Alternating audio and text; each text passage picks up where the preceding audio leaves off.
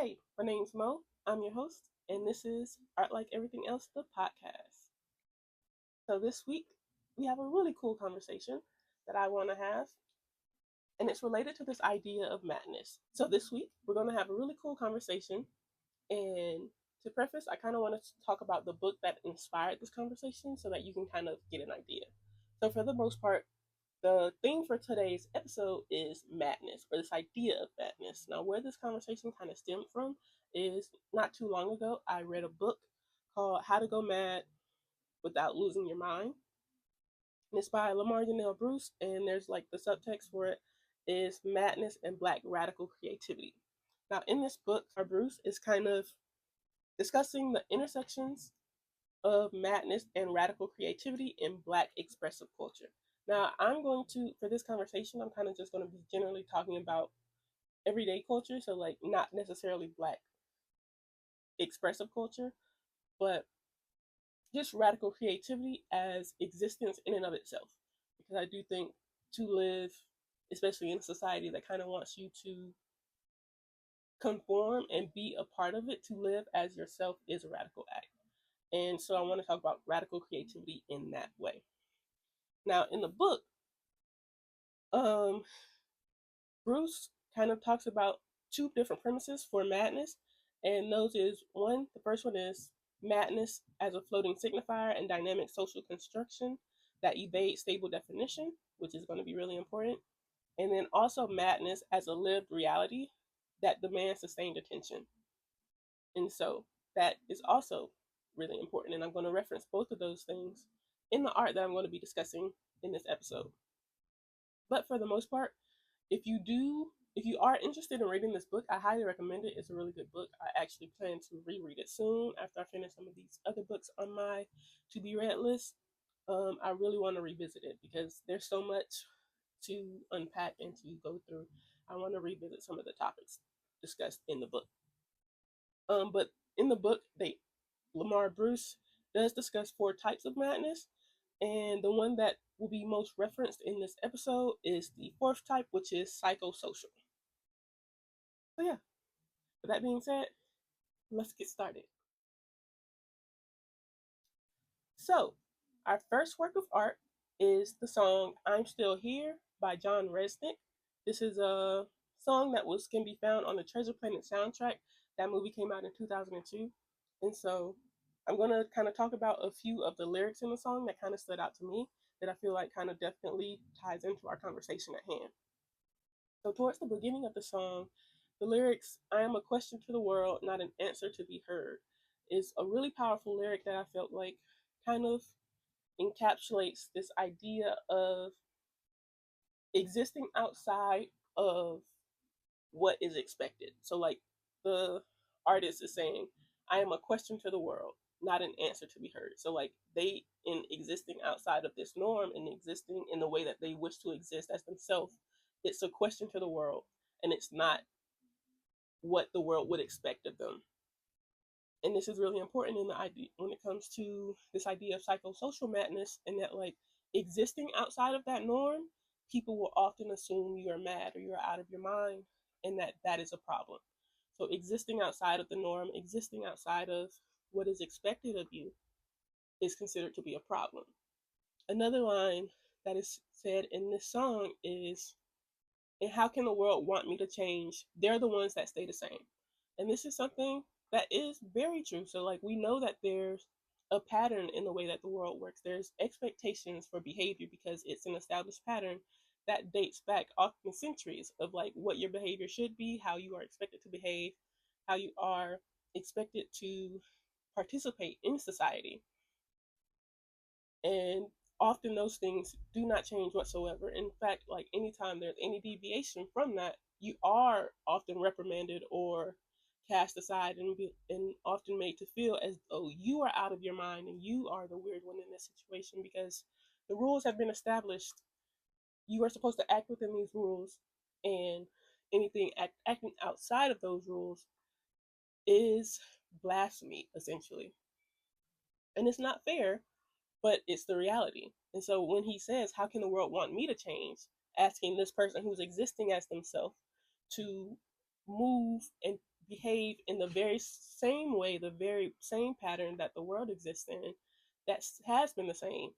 Like, they want you to conform to the world and not for the world to conform around you.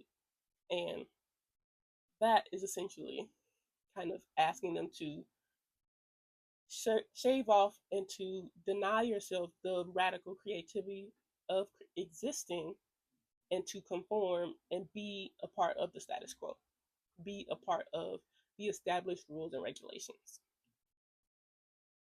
Another lyric that really stood out to me towards the end of the song is, they can't tell me who to be because I'm not what they see. And in this lyric, it's as if the artist is kind of, so this song is actually supposed to be the theme for one of the characters in the movie, um, Treasure Planet. And so, like, I guess we can say it's this character, but in this particular line, they can't tell me who to be because I'm not what they see.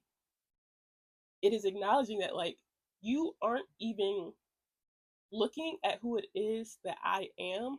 You are only asking that I fall into this mold that has already been established.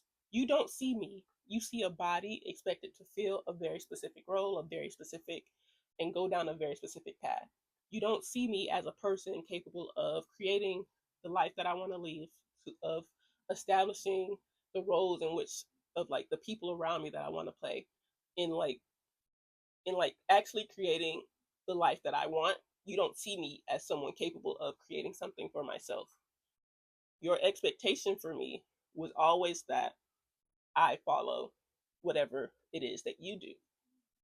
And so something really cool with this song, I feel, as it pertains to our conversation, our larger conversation at hand, is that, like, this song, a lot of it is sort of like our character directly addressing um the the outside person, and like addressing that it is someone outside of them that is sort of forcing them to be this way. But in our next piece of art, I want to look at it a little differently. So in this next piece of art, we have the song Time in a Tree by artist Raleigh Ritchie, also known as actor Jacob Anderson. This song came out August 2018, and it is absolutely one of my favorite songs in the world. Hand to the Bible. Um, but with this song, I felt like it did a really good job of like kind of maintaining this theme of feeling out of place because you're not um, meeting the standards or meeting the expectations of what the world expects of you. But this in this song is almost what it would look like if it was internalized. And that's often what like these feelings are, these feelings of like you not meeting up or you not meeting the standards of expectations set around you for you in like whatever society you live in. Oftentimes you're made to internalize that and see yourself as the failure and not as like the society in which you exist failing to step up to plate and embrace you in all that you are. And so in lyrics like towards the beginning, I'm on the edge of crying all the time because I can't human right. In this song, like he's talking about how he feels like he's constantly failing meeting the expectations of what it is to be human, because what it is to be human has been established and defined by society, and he's failing to meet those expectations. And so he feels like he's doing something wrong, and so he's always on the edge of crying. Well, it's like whoever it is you want the song to kind of represent. So like you always feel like you're on the edge of crying because you feel like you're failing. It's not that society isn't adaptable enough to embrace who it is you are. You're failing because you have not been able to adapt to society. And I thought that was really interesting. Another lyric in the song, in the same song, is do you ever feel like you could live a real life like everybody else in the real world? And I feel like this also kind of encapsulates that. There's this idea of what the real world is. And that real world is the established society that has kind of been in existence for ages. And you, in wanting to fit in and wanting to be a part of it, you're in not being a part of it, actually, you don't feel like your life is as real because you're not the way your life looks doesn't look like what everyone else's life looks in this society. In existing as who you are, your life often doesn't look the same. And so, because it doesn't look the same, it feels less real. And so, the world you exist in, even if it exists in the same world, it doesn't feel like you are also existing in that real world. And it's really powerful, like in the ways that, like, the lack in, like, not in existing as yourself, in existing as who it is you want to be, you feel, not only do you feel like you're not human and right, you also feel like you're not even a part of the world. And so you're internalizing these feelings of like, I am failing in such a major way that it's almost like I don't feel like I exist. Like I'm associating this madness with myself. I'm I feel like I'm mad and I'm out of my mind because I don't see things the way that the society is telling me to see things. I feel like I'm out of my mind because the world is telling me that if I do not exist or if I do not complete XYZ in XYZ order, I'm failing. I'm not doing things correctly. And it messes with you mentally because you want to be a part of the world, but you feel like you're just not able to meet those standards. And it's really, really unfortunate. And so um another lyric that kind of stands out to me, and also so this particular song does have a genius, and so like Raleigh Ritchie actually did talk about what all of these lyrics mean. And so one of my favorite interpretations for a lyric that I'm going to use actually comes straight from Raleigh Ritchie. So another lyric that stood out to me was, "Can you show me a warrant? Honestly, I'm a bomb." And so in this line, he's essentially just acknowledging that, like, you know what? I do not exist the way you exist. I will not exist in that way, and I will choose to show up how I want to show up. Like, in asking, like, can you show me a warrant? He's like, is there a reason that I can't be this way? If not, oh well, just get used to it. I'm a bomb. I disrupt this status quo by existing as I choose to exist, and I'm going to be okay with that. And so I thought that was really, really powerful because we're told to conform, to comply, to to get rid of all the things that make us unique, all the things that we love, all the things that would bring us joy, and conform and be and exist in a very, very specific way. And if you exist outside of that way, you are out of your mind and you should be dealt with. And yeah, we're going to talk about that a bit more, or a bit more in depth, in our next section. So, yes, I personally do think choosing to live in a world that tells you to live a very specific way, choosing to live how you see fit, to wear the colors you see fit, to exist outside of what is often considered normal, is a radical act. Because conformity is the expectation. Conformity and compliance is what the society around you wants out of you. So to choose to live as you desire to live, to choose to be who you are and not comply and not force yourself into the box that they want you to force yourself into is a radical act. And to exist, I think, is an inherently creative thing. And that might be a whole nother topic. Maybe I'll elaborate in a TikTok or something. Let me know in the comments if you'd like to hear my thoughts on like existence as creativity in and of itself. But yeah, I think existing outside of the norm is radical. In a world where you are expected to conform, in a world where you are expected to comply to whatever it is that is established, that whatever it is that often prevents growth, that often prevents change, that keeps certain people in certain positions and tries to maintain a certain status quo, to live outside of that, to choose to be outside of that, is radical. And you can see that in the way so many things have been interpreted, in the way that so many things are often taken almost as an affront to people's very existence at the idea of someone else living outside of the norm. Like we have people who are like upset that queer people just exist, that relationships outside of the norm exist. And it's strange, especially as long as they're not like these relationships aren't causing harm, and they're oftentimes not. The idea of people existing not outside of like what is defined in society is upsetting to a lot of other people. And a part of me kind of believes it's because like they are upset that at other people choosing to have that freedom when they didn't feel like they got the chance to have that freedom, when it's like it's not too late to have that freedom. But that might be a whole other conversation, and it's kind of a bit of a tangent. So back to the topic. Yes, existing outside of the norm is a radical act.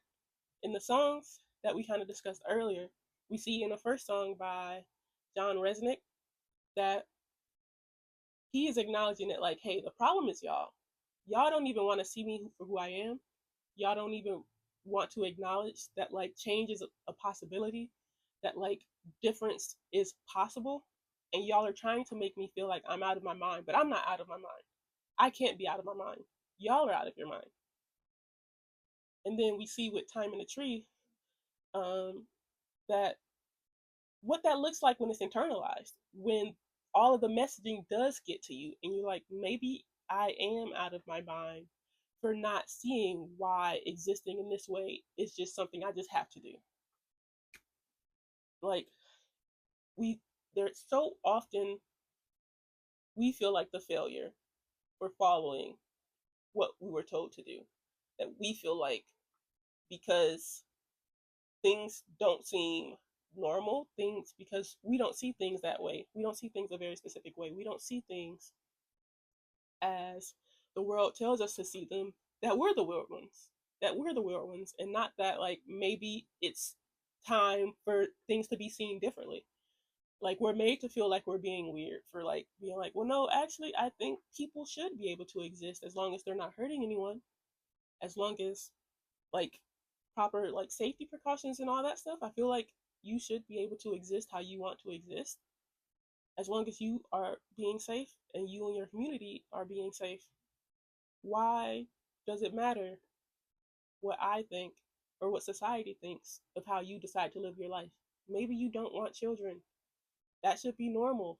But so often when like women or just people who want to have children, or people who don't want to have children but are capable of having children, when they say, well, I don't want to have children, people think they're out of their mind, that they don't know what it is that they want. When you decide to exist outside of what is expected of you, it is a radical act. And oftentimes, you are going to be seen as out of your mind just by living life the way you want to live your life. And sometimes that is just going to have to be the cross to your cross to carry. Because if we're being honest, what else is there? Like, what other option is there? To live in the prison that is conforming and complying to the expectations placed on you? And I understand that, like, oftentimes, sometimes you're sacrificing a lot as a result. Sometimes you're sacrificing community, but sometimes it is our cross to carry that, like, maybe I am losing out on this part of the community, but I can find more community who will accept me and will let me live my life and create and navigate my life as I see fit. Who someone like, maybe you want to be an artist, or maybe you want to live in a way that's seen as non-traditional. That should be okay. You doing that and showing and knowing that it's possible, and showing that it's possible and it is an option, allows for more people behind you to be able to be like, okay, maybe I don't have to exist in this way. And I think that also goes along with why people are afraid of people existing outside of the norm, because once other people see, like, oh, maybe this is also an option, fewer people are going to want to comply. Just a thought, though. But yeah, that's all I have for this particular conversation. And so I want to say that maybe existing radically as yourself is an art like everything else.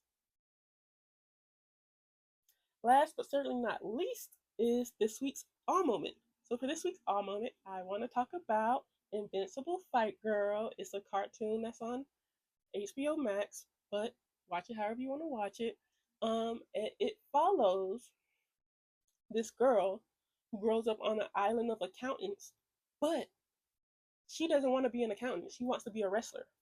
And so this show kind of stood out to me. One, I really just enjoy it. I really like cartoons. But also when thinking about this, like the topic of today's episode, she was seen as like out of her mind. Like everyone on this island becomes an accountant. Like like in the very first episode, you see that like every generation of her family, everyone's been an accountant. Everyone. Like everyone in this, like it's a whole giant like accounting building. Like everybody's expected to become an accountant. Like from when they're little, when they're born, you gonna be an accountant because that's all that happens on this island. And so the very fact that like she wants to be something else, when people find out, they're like, "Why would you do that? What is wrong with you?" Like this is the norm. Everyone's like an accountant, and she's seen as almost out of her mind because psychosocially she's existing outside of the expectations of her surroundings. But of course, she kind of like she proceeds to um, go after her dreams, and you kind of like this show kind of follows her doing that. And so, if you want to watch it, I highly recommend it. It is really good. I really like it. But yeah, that's all I have for you today. Please follow the socials. So it's Art Likes Art Like Studios on TikTok, on Twitter, and on Instagram. And we are also, if you'd like to follow me personally, it is The Lovely Infinite, TheLVLY Infinite on TikTok, Twitter, and Instagram. And like, comment, subscribe. Um, I am going to include some questions on the screen.